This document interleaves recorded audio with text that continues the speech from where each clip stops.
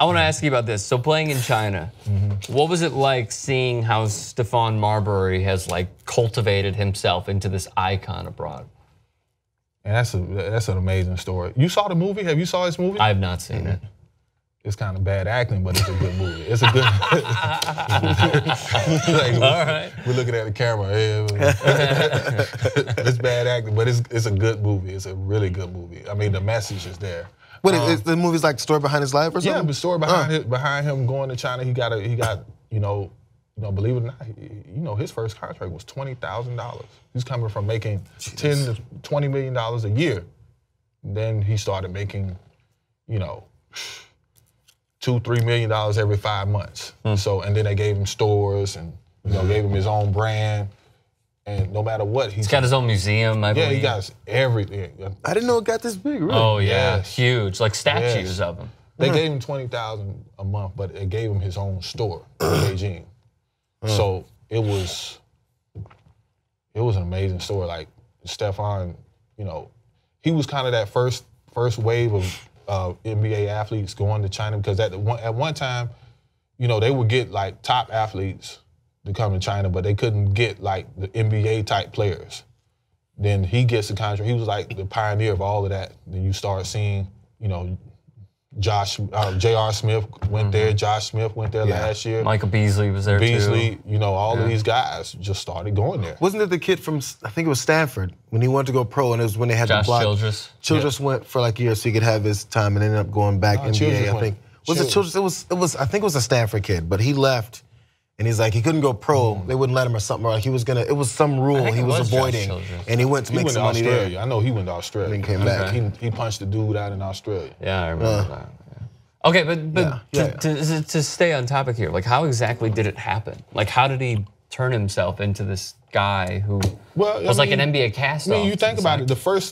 The first person that you're gonna bring over there, like he's one of the first big name NBA guys that they brought. So they made him an icon. Just like Jimmy Fredette is gonna be an icon over there. Yes. He's gonna be an icon. Yes. He's gonna take over the mantle of Stephon, right? Yeah. And they got into it in a game too. Yeah, they got into. I mean, it's the old welcome and the new. So Jimmy Fredette is gonna be the new Stephon there. Because he's in Shanghai. He scores 60, 70 points. All he has to do is just win a couple championships, and he'll be cemented as one of the top. But you think about it, you got to have a face of the league. That's what happened. Right. They had to raise the CBA up to being one of the top statuses in the world. So Chinese now, they're very smart businessmen. And they saw an opportunity, and that's what they did. They put him on every commercial. Like Stephon was on pretty much every commercial. But the thing that really helped him out, he won championships over there. Right. Could you say that it was like, I'm actually seeing that Jared Sullinger is over there right now. I was trying to look up. Boozer was there last year. Boozer was there. Ty Lawson is there right now. Brandon Jennings is there right now. Him and Louis Scola play on the same team. Louis Scola's there. Shavlik Randolph, I remember him from Duke. These guys are getting up there in age too, and they're able to go there and do it too. Marshawn Brooks is there. Russ Smith was putting up crazy numbers. You got to understand, they'll go over there and make almost $200,000 a month. A month? Yeah.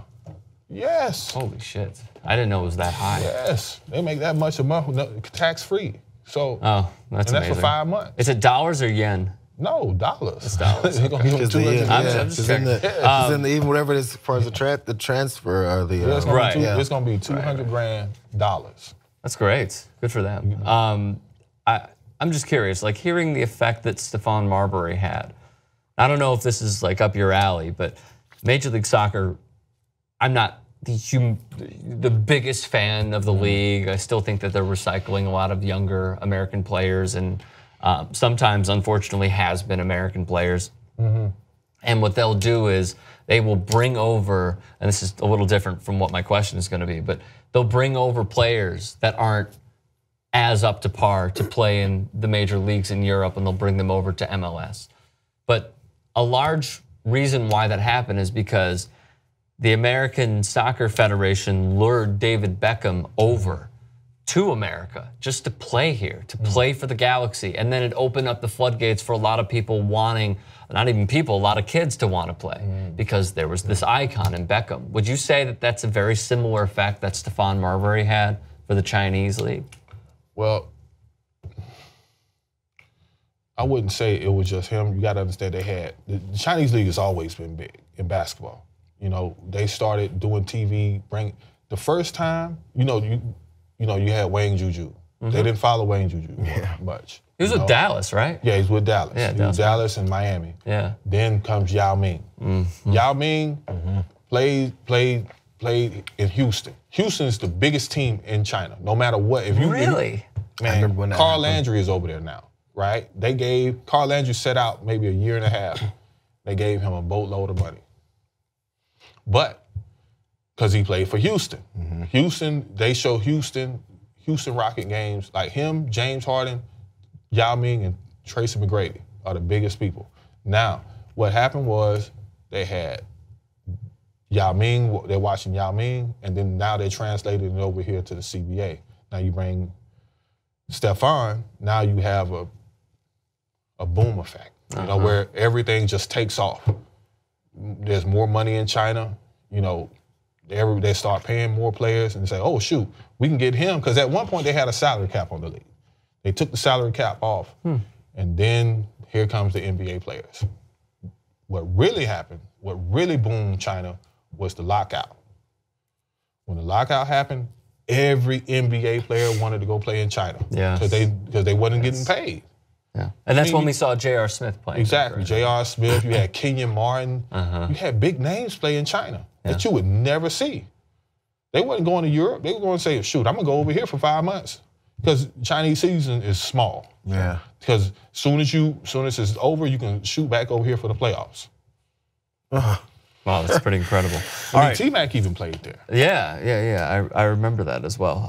I personally hope that Russ Smith gets at least a contract offer from one NBA team. But it's hard for them. It's hard for him to want to come over here when he's making. You know, if he's going to make a minimum over here with taxes, and he's making $600,000 over there, $700,000, why would he come here?